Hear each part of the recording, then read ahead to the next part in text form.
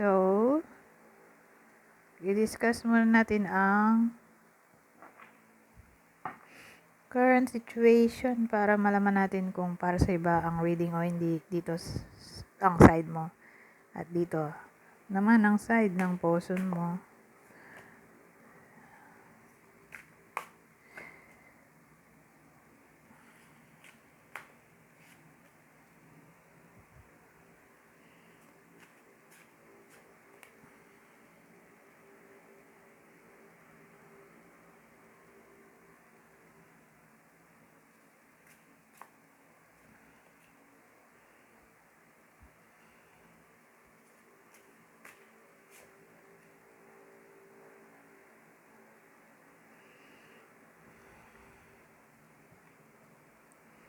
Ayusin ko lang sandali. Kasi, gagawin ko tong thumbnail. Pero, kung gusto nyo mapabilis to, edi skip nyo na. O, pwede rin namang para bumilis ang video, pakiclick lang ang gear button. At doon nyo i-adjust yung playback speed. Okay? Pero tapos na ako eh. Doon tayo sa taas. Doon side mo. So, sa'yo, teka, ayusin ko. Ayan. Sa taas, di ba? So, sa'yo, tower. The tower. Tapos, 3 of swords. 10 of pentacles. More like kasal kayo. Pero sad to say, break na kayo. So, yun current situation. Kasal, break na.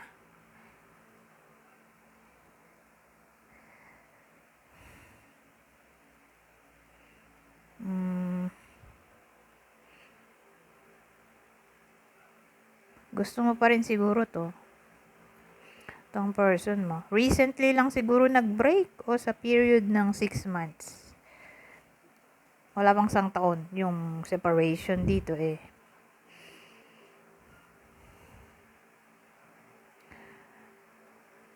So, in pain pa rin ikaw. Gusto mo pa rin siya. Kaya lang nga, may iba na siya. Kasi ang dating sa akin, nagka-third party eh. Dahil may tayo, the moon. Tapos, nasamahan pa ng, dito na tayo sa baba. Diyan sa side ng person mo. Nasamahan pa ng, ano ba to? Bull. The Hierophant. May 8 of swords din pala tayo. 8 of feathers. Ang dating kasi sa akin, naghiwalay kayo. At ang pinag-ugatan ay third party. Kasal kayo. Ngayon dito sa situation ng person mo, may 8 of feathers tayo. So, feeling trapped siya nowadays.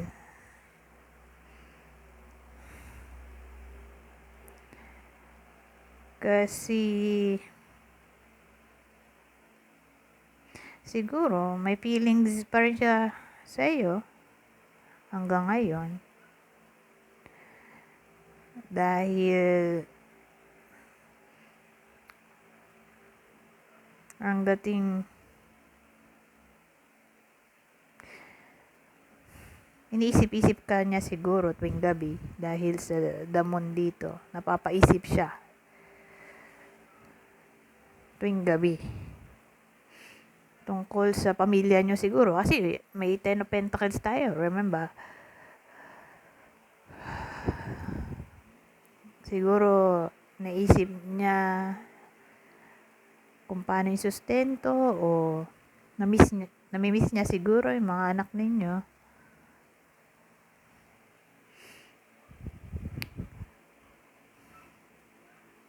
Tapos yung huli, the Hierophant.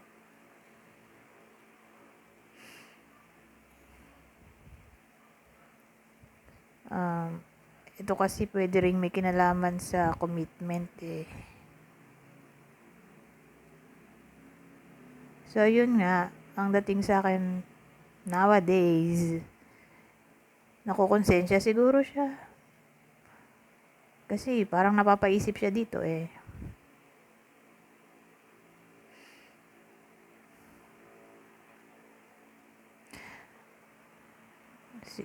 Pwede rin kasing Hierophant ay may kinalaman sa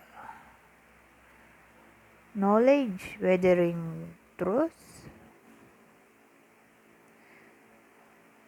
So, more like nakukonsensya siya. Nowadays, lalo na tuwing gabi. Kaya yan, feeling trapped siya sa Eight of Swords. Wala naman siya magawa.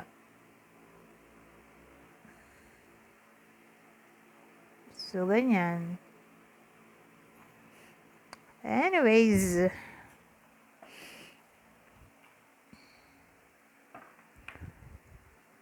punta tayo sa susunod. Anong tatanong natin dito?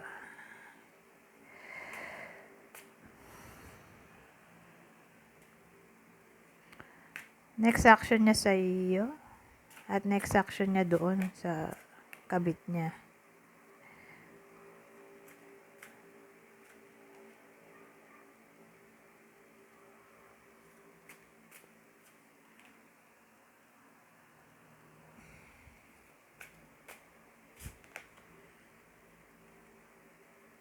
Teka, ito muna bago to.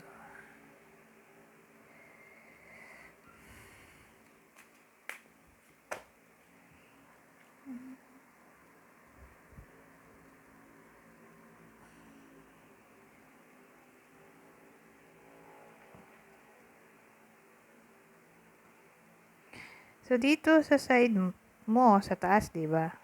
So, anong next action na sa iyo? Malinaw ba? Wait lang. Malabo eh.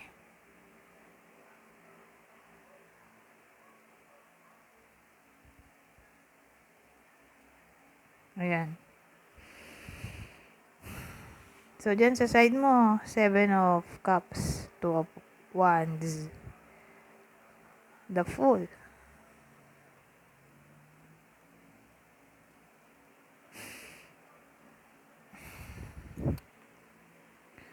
The Fool. Kaya lang 7 of Cups. 7 of Cups, pwede ring wishful thinking.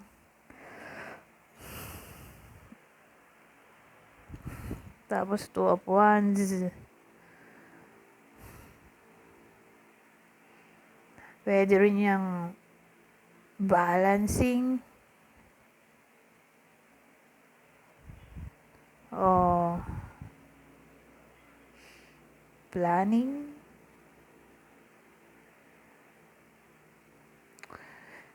Ito, new beginning. The Fool.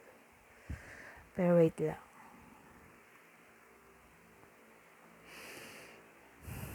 Parang next action niya, magsisimula siya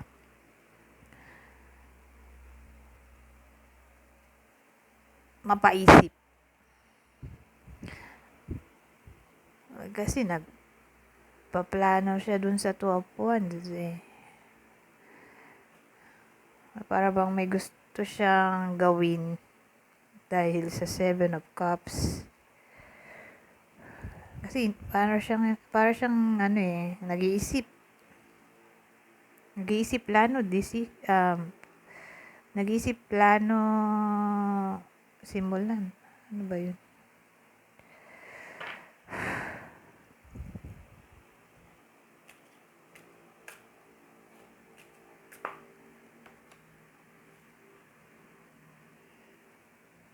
Na ma-enlighten. Meron tayo dito. Ano ba yun? 9, the Hermit.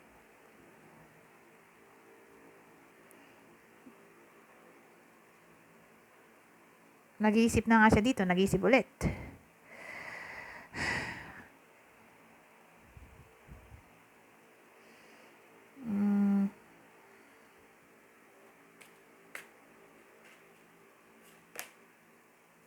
Seven of Branches.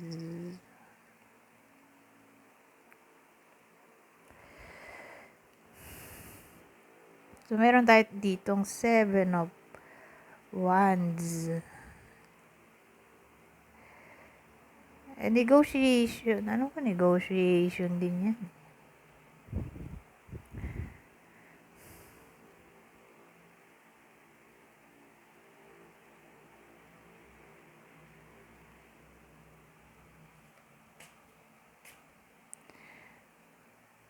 So, ang dating sa akin, may gusto siyang i-offer sa'yo. Eight of Pentacles. Eight of, ano ba to? Pentacles nga. Ito, ano to? Sustento siguro. Kasi may pamilya, yung bida dito. Sila yung bida dito. Pamilyado sila. May work tayo. Eight of Pentacles.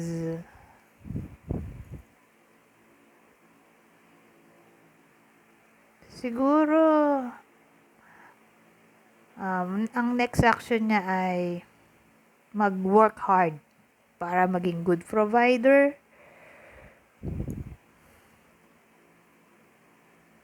para may paaral sa mga anak, may pakain. Sustento to, more like sustento to. Kasi para bang all of a sudden, in the future. Kasi next action to eh. Magiging workaholic siya. Magiging masipag. So, iniisip ko, dahil siguro malilinawan siya na kailangan niya magsustento sa mga anak. O isipin ng mga anak din. Kahit iwalay na. Pero,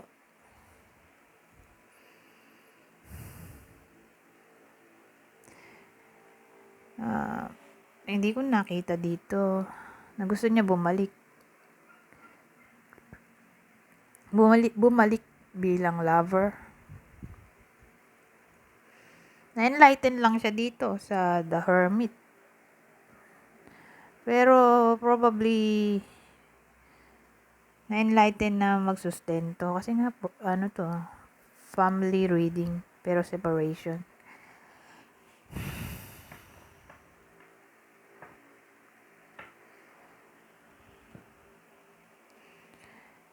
Dito sa the person. Next action niya dyan. Wait lang. Para luminaw, ayan. Sa kanya, justice, Ito, the devil. At the high priestess.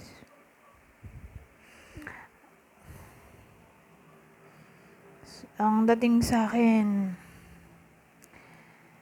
gusto niya ipaglaban yung maling relasyon nila. Sad to say. So, sa madaling salita, gusto niya magstay dyan sa kabit niya. Yan next action niya. Hindi niya iiwan yung kabit.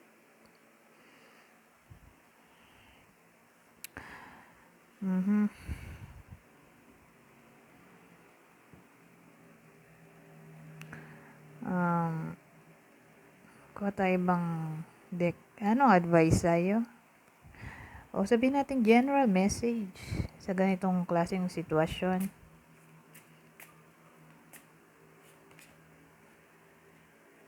Worthiness. Know that you deserve to receive good in all ways. Di know your worth. Alamin mo kung anong halaga mo. Huwag may base ang halaga mo sa ibang tao.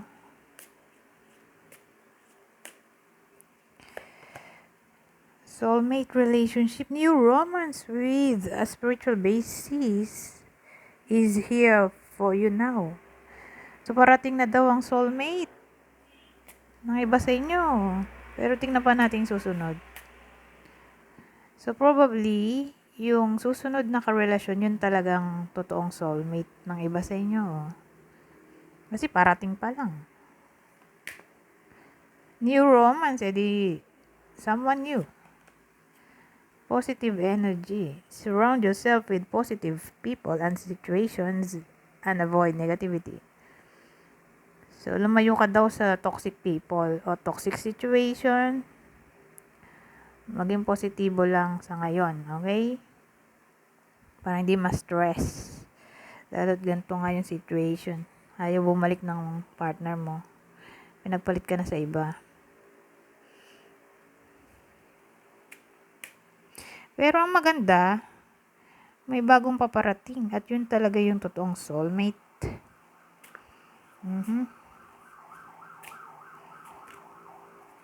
Morning affirmations. Say positive affirmations each morning to open the gates of manifestation. So, ano mang gusto nyong mangyari, sabihin nyo lang daw tuwing umaga para mas mapabilis yung manifestation. Ilan na ba to? 3, no?